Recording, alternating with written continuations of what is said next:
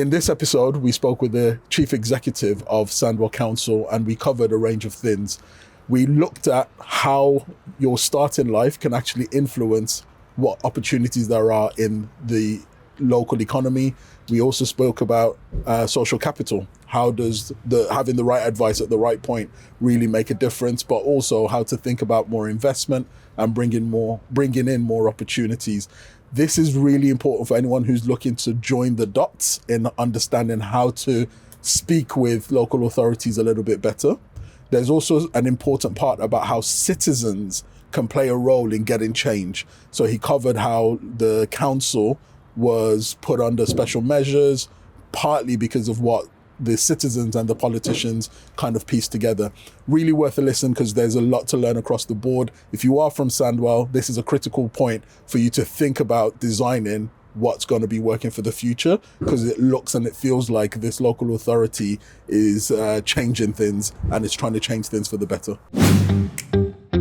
Hello and welcome to another episode of the Leading Communities podcast. So today we are joined by the Chief Executive of Sandwell Council, and we're really going to be exploring some of the things that are going on in the region and also getting that fresh perspective of where the future might be going, etc. So hello and welcome. Do you want to just tell us a backstory and your journey so far and how you ended up as Thank you Kit, and thank you for inviting me. Really pleased to be doing this. So as you said, I'm Shokat Lal. I'm the Chief Executive at Sandwell Council. I've been in local government for about 34 years. I came in a clerical role in Derby. I've moved around different local authorities in the country, so I've worked across most council departments. I spent the last 7 years up in South Yorkshire. I went to Rotherham, where I was Assistant Chief Executive. That was following the child sexual exploitation scandal. So when Rotherham went into government intervention, I was part of the team that went in there.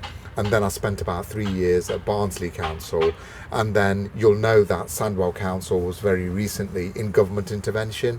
There was a range of issues around governance. And I came in as part of, it was a commissioner-led organisation where central government has sent commissioners in.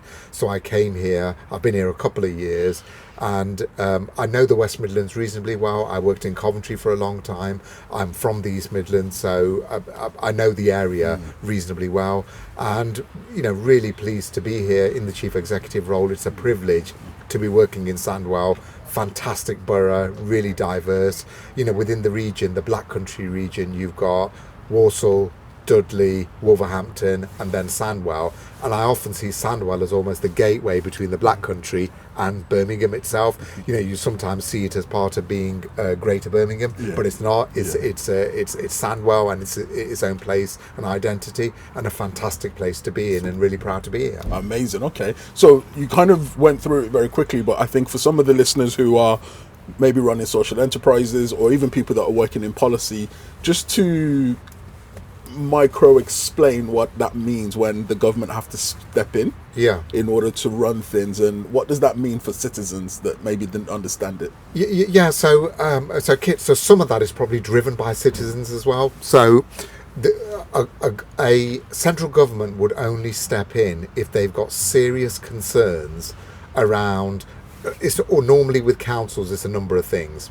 One concern is financial. So if a council cannot set a balanced budget and is facing bankruptcy, or what is known as a Section 114 notice. So Birmingham, as an example, has had to issue a Section 114 notice because it couldn't meet its fiscal responsibilities. So that's one type of intervention.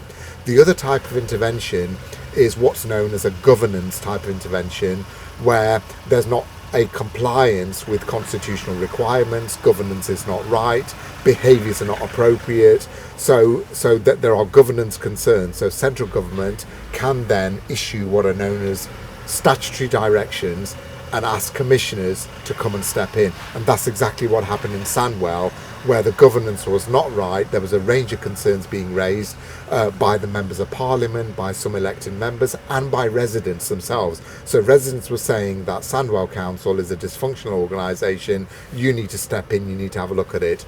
Central government took that view, they decided to do that, and basically Sandwell was put into intervention. 2 commissioners, along with other civil servants, stepped in and they supported the council. There was a range of things in that direction about what the council had to do. The council had to develop an improvement plan, and they had to demonstrate that its governance, its structure, its culture, its behaviours were in the right place before they decided to step back. That's so important and very interesting, because I don't think the average person would know that government is looking at our regions that closely. Yeah, it is. But also that citizens have the power to raise these matters in line with MPs. So at the time of this filming, as you've mentioned, Sandwell's gone through that and then got through it. That's right. But then Birmingham is just going through that in itself. And some of what you mentioned earlier was also that you were linked with some of that Rotherham case with the child exploitation. Yeah. So in there, how do these types of situations affect young citizens? Because I can imagine in Rotherham, that story was also about youth opportunity, I'm going to assume. Yes, it was. And Kit, as you know, CSE at the moment, grooming gangs, child sexual exploitation.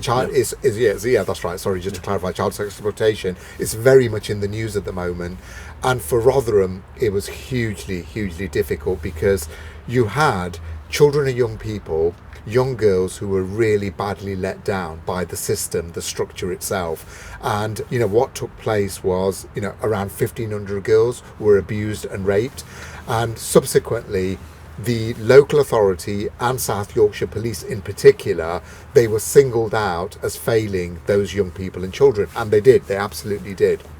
So government intervention took place, and then for those children and young people, because some of this was historical abuse, and they were now adults with the children of their own, so they were still, and they still do, they continue to live with that abuse, that trauma, how they manage that. But from a local authority point of view, there were some real and significant failures in the way that young people were supported, and particularly a lot of those young people were either looked after children or children who were in care homes, and they were really let down and really badly let down. So from my point of view and the leadership team that was there at the time, it was about making sure that we get our offer right for young people, and in particular about how we become a child-friendly borough, how we address those issues, listening to the voice of young people, learning from the past. So we had Dame Louise Casey and Professor Alexis Jay, who both did 2,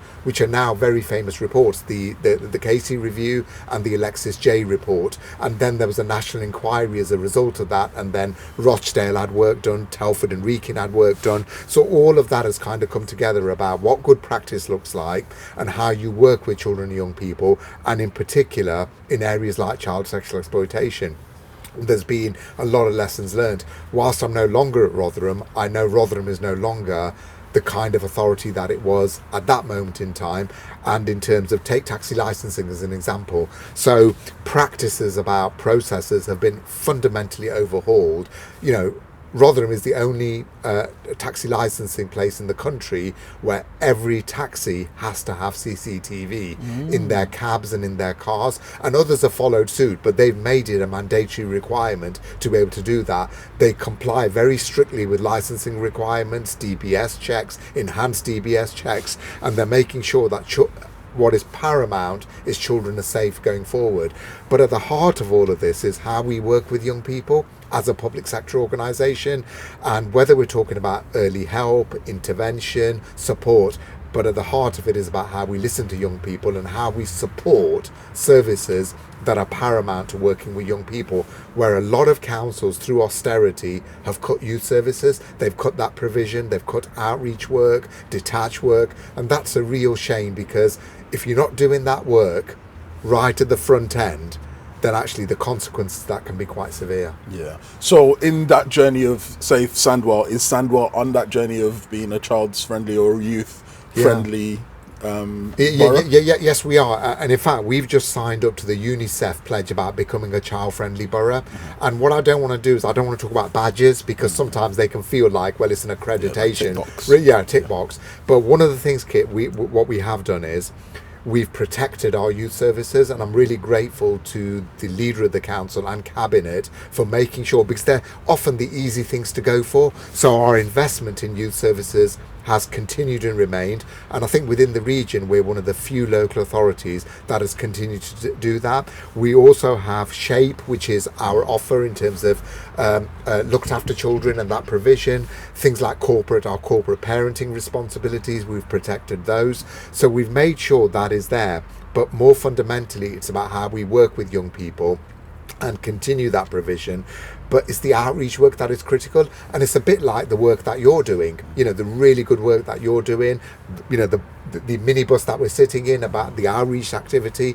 And I think what we've really got to do is we've got to get to the heart of the really challenging and difficult conversations, because the danger sometimes is you'll do detached youth work, you'll have youth centres, you'll do development work, but the young people who are coming to these events are probably from really stable backgrounds. Their families are encouraging that, and it's about how we reach out to the people who are maybe standing on street corners, who are much more prone and vulnerable 100%. To be, grooming, county lines, drugs, other things that we know that are happening.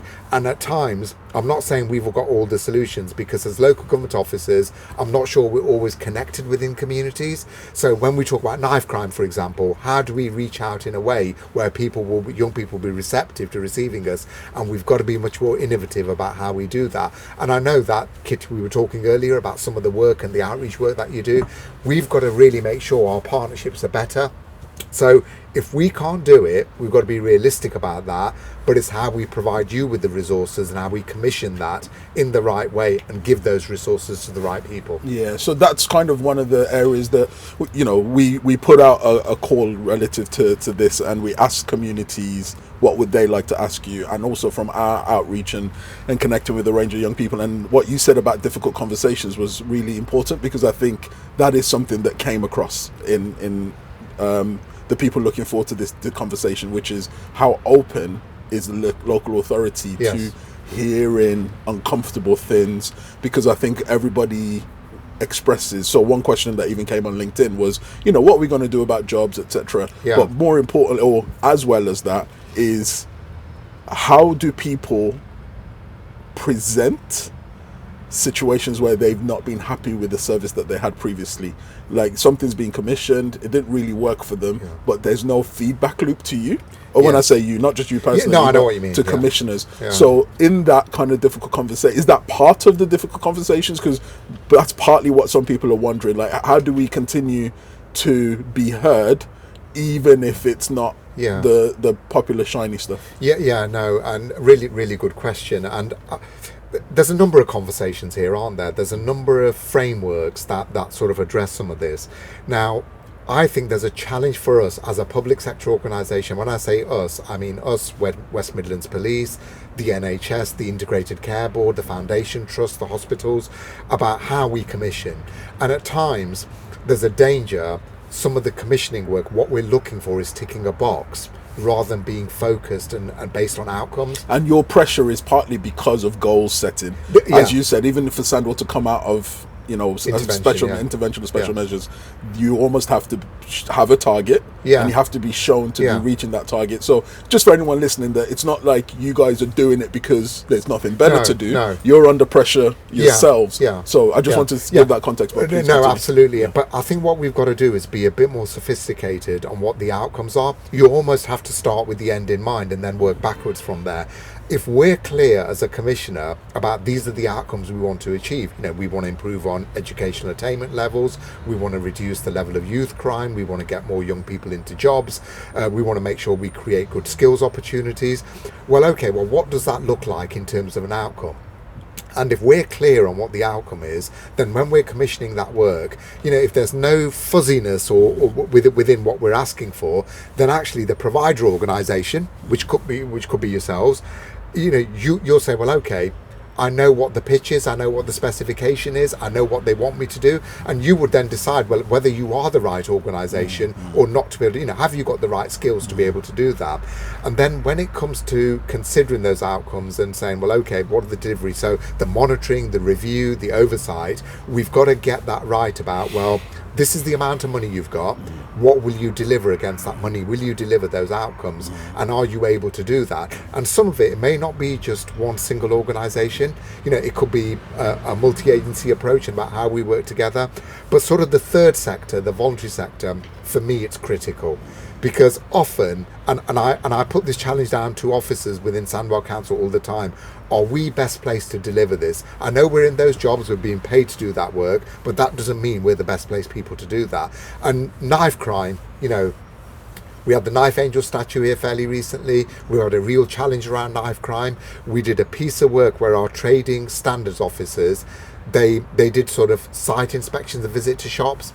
And everywhere they went, so they sent in young people, you know, mystery shoppers. Yeah, mystery shoppers, and knives were still being sold to people underage. Now, that's a real concern and worry for us. So we know there's a massive problem about accessibility and being able to purchase knives, and some of our shopkeepers are still selling them and not doing the verification and checks. So we've got a job to do there and a piece of work to do there. But at times when we're then moving on to the other piece of this, about how we work with young people and talk about knife crime, where there's a real struggle where young people may not be talking to their families, to their parents, who's best placed to do that? Now, if I turn up with my ID badge on and say, excuse me, young person, I'd like to have a conversation, the reality is... It's not the same. No, it's not. Yeah. And there'll be a level of mistrust and they won't engage.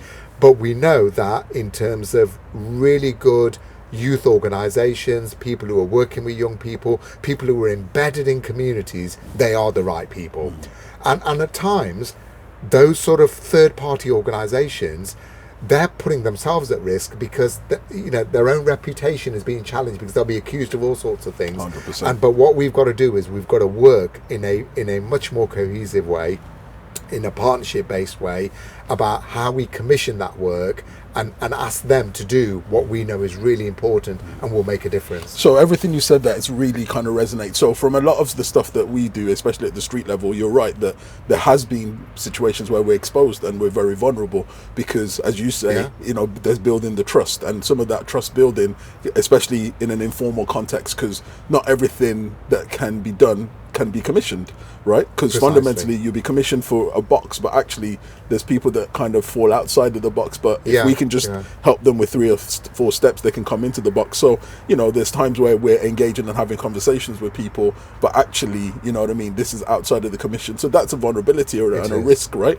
And also when you're doing some things at the street level, there's a vulnerability and a risk because, again, you know, you're seen and therefore you're associated, and if somebody wants to portray it as, oh well, is this person part of that gang, or you know what I mean, and you're not, but it could be just positioned that way. So that's really important because I think that's part of this difficult conversations to be had, which is, you know, there's times where we've been commissioned and there's certain rules where you might have to wear a high-vis vest, which we then know that high-vis and you're going into the streets, well, wait a minute, you know what I mean? And again, we respect why it occurs because there's health and safety rules, but at the same time we then have to work with commissioners to say, okay, look, we're going to have to do it to your way up to a certain level, but we might have to be unorthodox from this point beyond. And it's the same with, you know, contact with some young people. We've just done some we keep doing street stuff.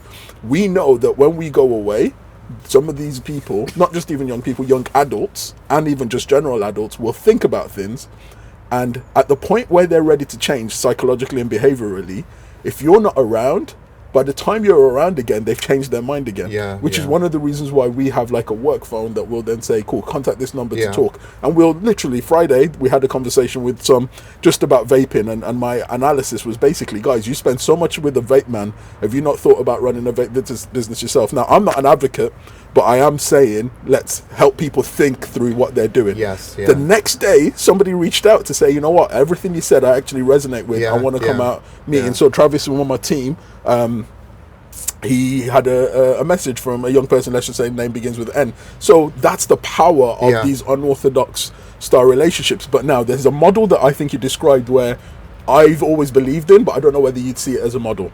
You created a situation where you know, fundamentally whatever the council decides to do is led by what the people have said is a priority. That's right. But you put in the mystery shoppers in place, Yeah. that's now community research in action. I know it's never worded Yeah. there, but this is Yeah. how my mind would work. You're now putting the community in charge of the research, and in the findings, you're now able to say this department's not doing enough in terms of that difficult conversation. Yes, because we now know that the bad behavior is not only at the retailer end, but maybe trading standards was, maybe needs to pay attention somewhere. That's right. But all that started by putting a community in charge of the finding, and then that then informs commissioning. So I do think that the model, that if we are interested in designing for, say, a 2028, a 2038, that's very responsive to what people want, there's something in there. Like, what happens when we get the people to tell us first?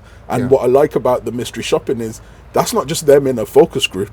No. This is them in the field. Yeah. And then they're taking and bringing back real information. Yeah. And I think there's something empowering in there, because you don't have to have the answers. Sometimes community consultation will happen and we're asking people to think about stuff. And this is why we do this podcast. Like, we wouldn't know that government can come in and do an intervention, right? No. So if anyone asks me, how do we make Sandwell better? Of course I'm going to say a load of stuff, but you guys might then be like, well, that's never realistic. Yeah, but when I know the rules, the Yeah. quality of my conversation is better. Yeah, So yeah. that's why I do always wonder that when we look at community consultation, how do we make it more experiential? I agree. Not just focus groups, because again, who turns up to the focus groups? Yeah, absolutely. Yeah, it's always the great and the good and the usual suspects.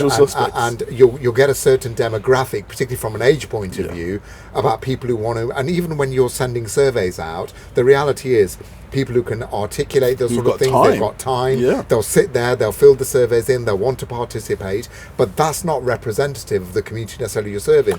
Or at least the people that might present the most difficult. That absolutely. Because it's I always say design for the hardest group.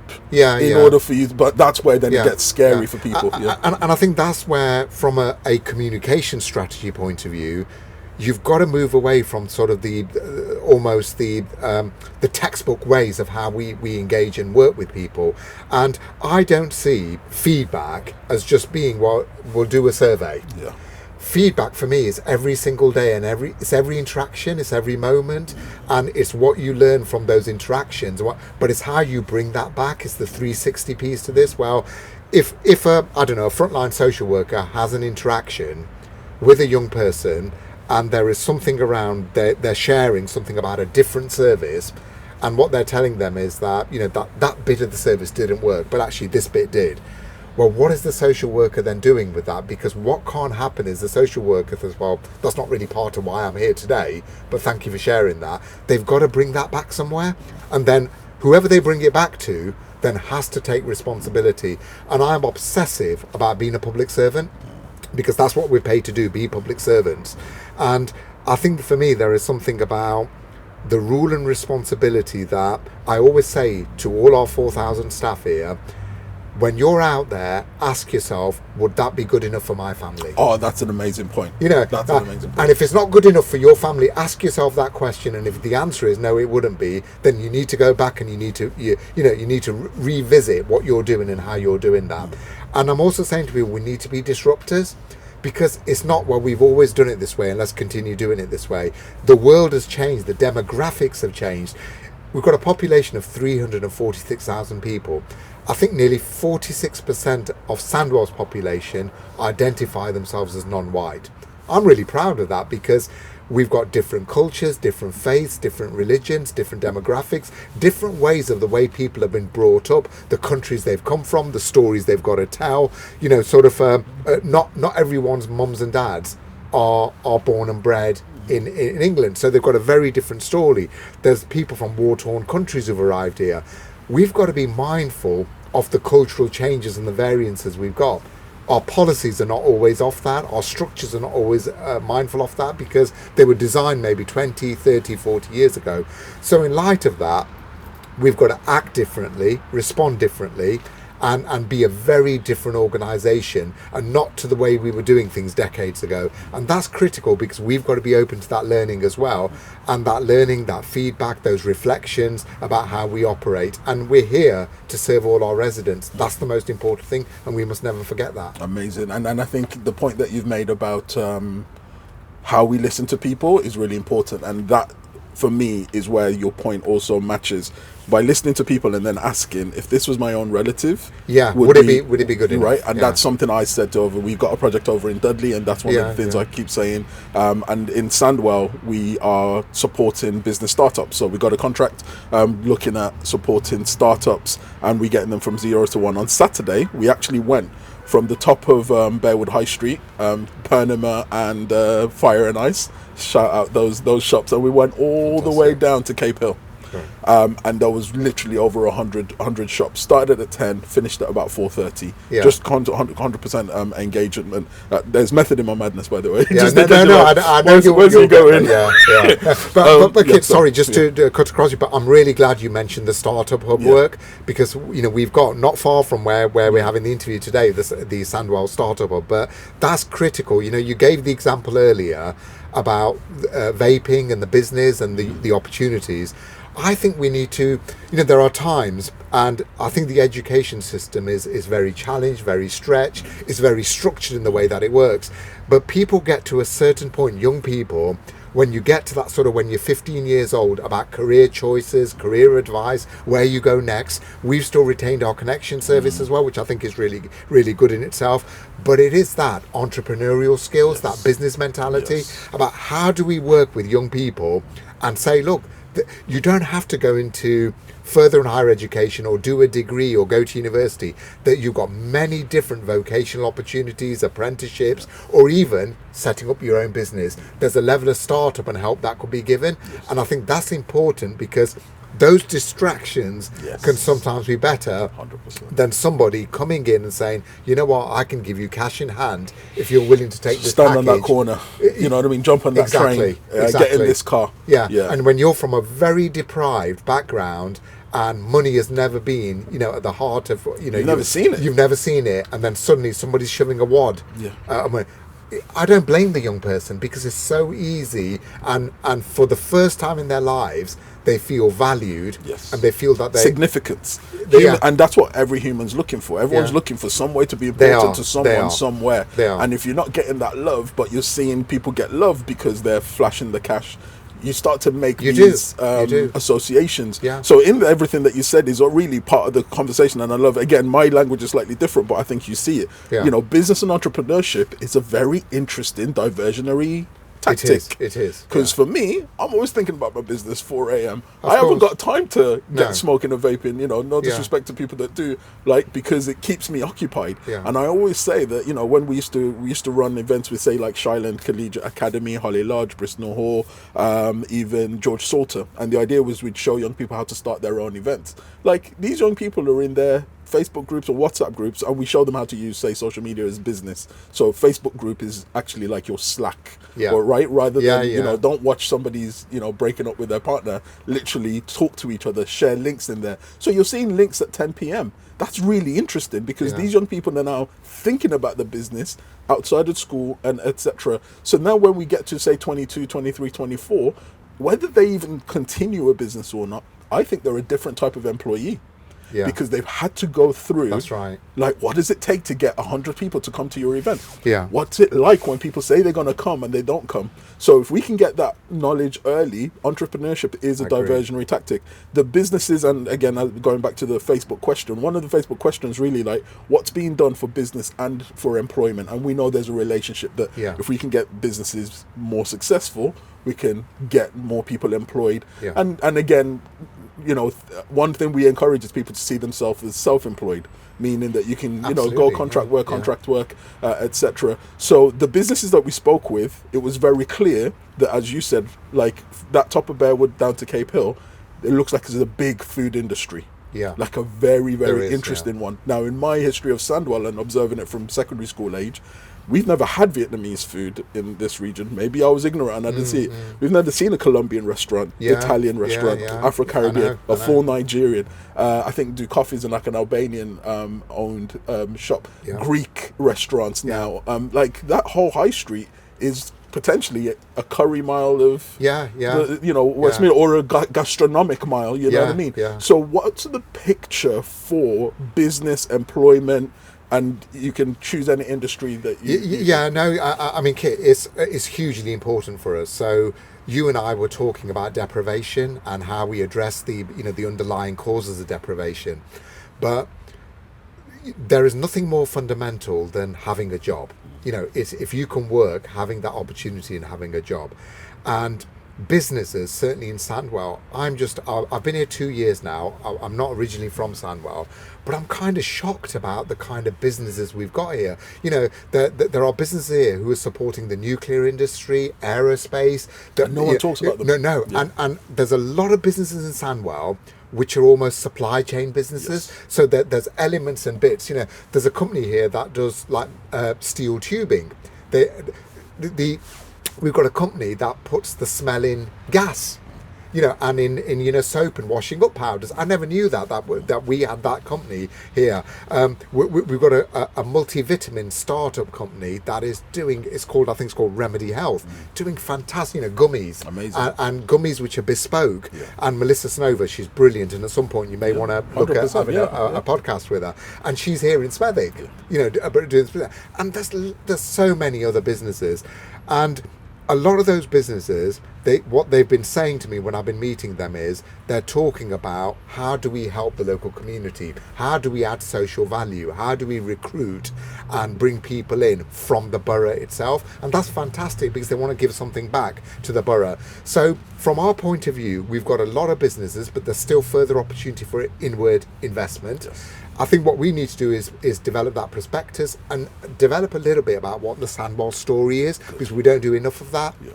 We've got Sandwell College right on our doorstep, and Sandwell College, they've got a new chief executive at the moment, Lisa Kappa, really committed to wanting to work with the region. So most of Sandwell College's students are either from West Birmingham or parts of Birmingham or Sandwell. Yeah. I think it's about 50-50. It's very true, but it's fun. You get a couple from Dudley Walsall, but 100% but you're right. It's the Handsworth. It is. It is. And those are young people who are working really hard to develop, qualifications, careers, and be able to move. But your point is, Kit, once they come through that, when they're ready, where are they going to go? Yes. Do they go into business? And you're aware of the Startup Hub, so we know that there's further work to do. But the Startup Hub is a great place, a great resource, a great team to start doing that.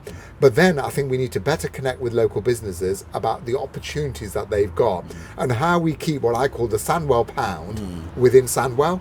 That investment, that social value, the social capital, those opportunities to create. So what you don't get is that when young people are either qualified or they're not, they have to leave. They have to leave. And I'll be honest, my story is that I literally had to leave. I went away for probably about 8 years, and I learned everything I learned, and that's why I'm passionate about not only doing these types of podcasts, but also us having that particular startup support, because I don't know whether I had to leave to learn everything I learned. I'm glad I did, but I do believe it could be, that conversation could be had here. Part of my growing up, the conversations were like, why do you want to go to university? Why do you work so hard? And I still see some remnants of that, because even just like last week, if I'm really honest, somebody reached out to me and they were like, I'm looking at just having another child, and they've been through lots of difficulties, and what they're really saying is that I can't quite get a foothold where I can find my purpose and significance elsewhere. But because I've already had a child, I know that was the last place that my validation was held. There's nothing wrong with running a family, but when you're economically not strong, you're now going to be in a situation where you're not fully fulfilled, and you're potentially telling yourself a story that me being a parent is all I can be, and there's nothing wrong with it if that's genuinely what you were also telling me a year ago, and it wasn't. And that's one of my kind of fears, which is that there's this little ceiling in Sandwell that can make people feel stuck. So there's a two-part conversation. How does the investment bit work? Just in 2 or 3 sentences, like what can be done either by citizens or by yourselves to bring a bit more investment in, so that we can scale some of these, not only just startup support, but that, as you said, that work around it. Like one person does the startup, 10 people work under them. So how do we do that as communities and your role? And then the other kind of one, just to really just finish off, what's the mindset that we're going to need, especially if somebody is going to start a business or a startup? What do you feel the mindset needed is for them to help you help them? Well, if I start with the second question first, if that's okay. So I think for me there is something about not everyone comes with a level of discipline. You know, we're all ambitious. We all start with a level of ambition. You're ready to upset some people today. Yeah, but you know, from a hope point of view, that can be very quickly knocked down by a range of things, because if people start closing doors, your ambition can be eroded really. So that's what I mean by that everyone just start with a sense of ambition and a sense of hope. But if the doors aren't being opened for you, if you're being rejected, you know, whether it's you're applying for jobs, whether you're seeking advice, whether you're being passed from pillar to post, then very quickly you get into a mindset that actually there is nobody there to help me. Yeah, why bother? Why do People that? like us don't do this. No, they don't. And not everybody sort of starts off on social media by saying, let me read the last Steve Jobs TED talk, you know, while he was alive. You know, some people may be quite happy watching a cat play the flute or something. But for me, it's that signposting, it's about that guidance. And often things happen by chance, don't they? You may end up, it could be a really good teacher who guides you, it could be a good mentor, it could be a relative or an uncle says, no, you don't want to do that. Have you thought about doing this and way? this is why networking matters. We put on a networking experience, and people don't understand the serendipity. No, who do you accidentally meet? What book do you accidentally read? So please continue. You know, Kit, my own sort of, my very first journey, I said to you that I became a clerk. I was a revenue clerk at Derby City Council. That was my first job. You know, it's amazing how life works, doesn't it? I applied for a job in a typing pool at Derby City Council, and somebody that knew my family, who was there, they were doing all sorts of vetting around applications. They saw the application, knew who I was, and what they did was they rang me and said, are you sure you want to apply for a job in a typing pool? Because, you know, at that time, and I'm talking late 80s, everyone who worked in typing pools were female, and there was a particular set of skills you needed to be in a typing pool. And what their view was, you know, you realise you will be very in a dead end kind of role, and that may be fine for the people who want to do that, but that might not be the role for you. And I said, well, okay, just tell me then. And what he did was, he said, well, look, there's all these other jobs coming out. These jobs open up other opportunities. This is what you should be considering. And I said, well, a revenue clerk, why would I want to do that? And they explained to me that it's about working, doing means assessments on people who are working, who are on benefits. It's about council tax, what was the dreaded poll tax at the time. And it's about customer front facing. It's about, you know, sophisticated skills. Yeah. And you would develop your skills, and that will be your platform to apply for other jobs or consider a profession. And that, for me, it was the most valuable advice that I got at that moment in time. And that's because you have someone around you who cared. Who cared. Who knew better, who That's knew right. enough, and then they cared enough to call you. That's Because right. that's kind of what they call social capital. Like, who do you have around you that can exactly. help you? And I suppose we need to make sure, as a local authority, we're creating those opportunities, we're creating those moments. So whether it's through our connection service, whether it's through youth services, whether it's through our shape team, whether it's working with secondary schools and head teachers, we want to make sure we're creating the framework and the scaffolding around young people to help them to do that. Because the danger is, if the scaffolding isn't there, what's going to happen? People are going to fall off. So, and that ceiling remains, that frustratedness. Precisely. And I think we've got to accept that ceiling is there, about the work that we do and about how we carry out that. And then your other question was, well, from a startup point of view, what is there? And, you know, we work very closely with the West Midlands Mayoral Combined Authority. So Richard Parker, the mayor, youth and employment is a big thing for him. And, you know, you may want to interview him as well, you know, because I think it'd be really good in terms of the great work you're doing.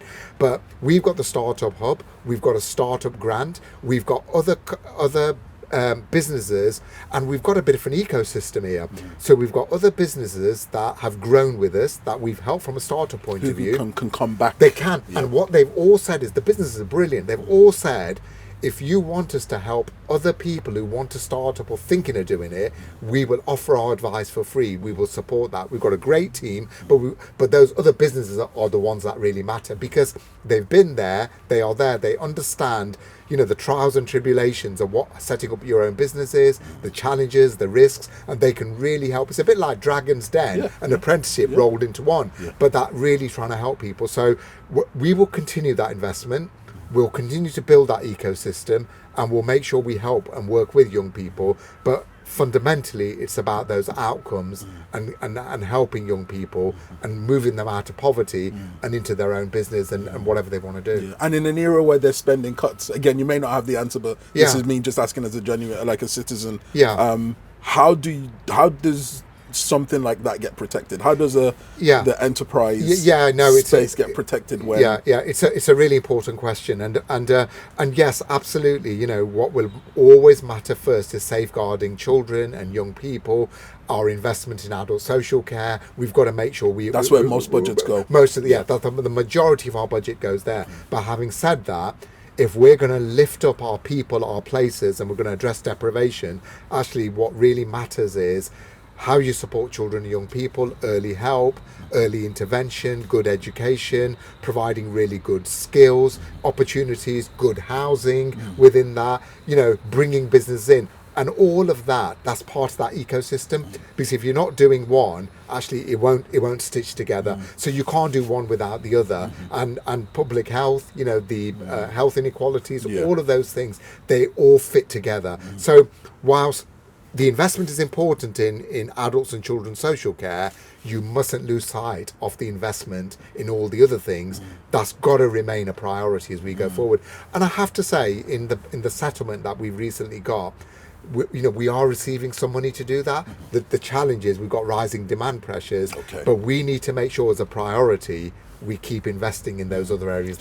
Although it's aspirational, it's tough to achieve. Yeah, it is. So does that then mean there's a role for the funders, like the grant givers? Like, do councils and the grant givers ever get together to say, look at our area, prioritize our area?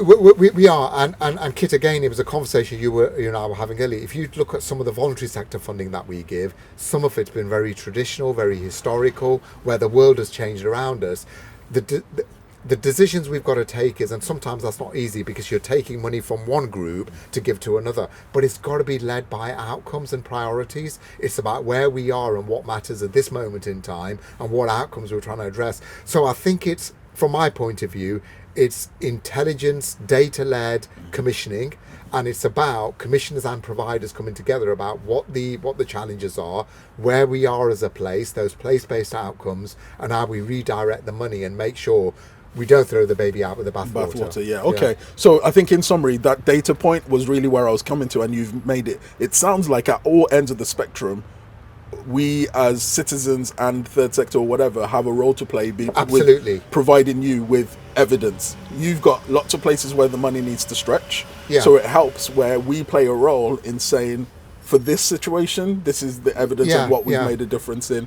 And it also sounds like the big picture is, you know, how everyone starts influences what everyone can benefit from later on. So we need to appreciate everything around safety, developing our young people and all of that, then meaning that when they're in their 20-somethings, 30-somethings or 50-somethings, if they ever want to pivot into world of business, entrepreneurship and other opportunities, they should have the right basis to have the emotional resilience to build businesses. They should have the right basis to have the right networks to be able to build businesses. So fundamentally everything's joining together. If everything that you plan goes right. It is. I mean, if you describe us as a commissioner, as in we're the one holding these sort of the resources, and you're effectively a provider, I think there needs to be a more equal relationship. But just because we're commissioning it doesn't make us experts. And because what we are doing is we're passporting that money. So I think the relationship, particularly when we're setting those outcomes, we've got to collaborate and talk to each other. And that's, when you refer to about how we engage with young people, how we engage with communities, how we work together, there's got to be more sophisticated conversations, but equal conversations, equitable conversations. And that's the bit about being inclusive. How do you make the workforce ready for that? That's not a question I was expecting, but the more you say it, the more I'm like, meeting you, and I have met some other kind of civil servants where I'm like, you get it, what you say is what they say. But I've also met other civil servants where I'm like, then they're chasing their own agenda. They're not joining the dots. They're not kind of working with data. So how does somebody, again, this is a general question, because even me as a leader, there's times where I've got to make sure everyone in the organization understands how I think. How do you get that knowledge, that value, that standards that you've just articulated all the way down to Yeah. like the more frontline people or people that are maybe in hidden departments. And I think that's going to take a lot more work still. Okay. So I think we've come some way with that, and I can say, well, some of that will come through recruitment and getting people with lived experiences in particular jobs.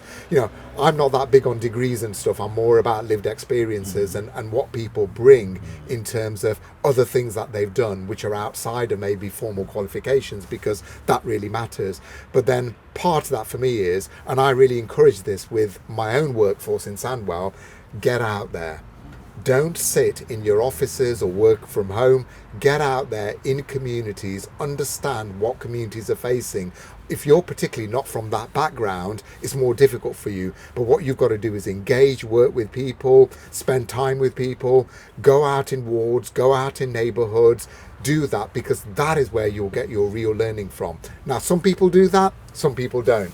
But certainly I'm pushing that, and I've got a responsibility because I'm the chief executive, I'm the head of paid service. Both me and the leader have that responsibility, the council, where we've got to cascade that down, and I've got to check and challenge whether that is happening or not. So for me, it's a work in progress, but I believe it can happen. And then similarly, we work very closely with central government. So civil servants across the piece. Civil servants are never in front-facing roles. You know, they're very much in the background. They're about policy. But again, I think there's some learning there. And I think what's critical is how we recruit, how we select. You know, what we've got to do is we've got to make sure, you know, I don't want to make this sound so glib, but it definitely has to be about your workforce being representative of the community that you serve. And it's about making sure that you're bold and brave about the people you're bringing in, because if you bring people in from the communities that you serve, you will see a massive shift in the way services are delivered, because at every table then the conversation will be the right one. It'll be about through lived experiences, not through somebody's understanding of what they got through university. Yeah, brilliant.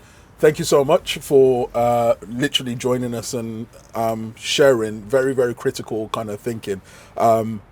It's really valuable. We'd love to be able to kind of continue to kind of learn and have a tail end. I think you have answered some of those Facebook questions. Is there any kind of leadership book or anything that you kind of want to leave us with, that if people had to go and maybe tap into where some of your thinking kind of was drawn from?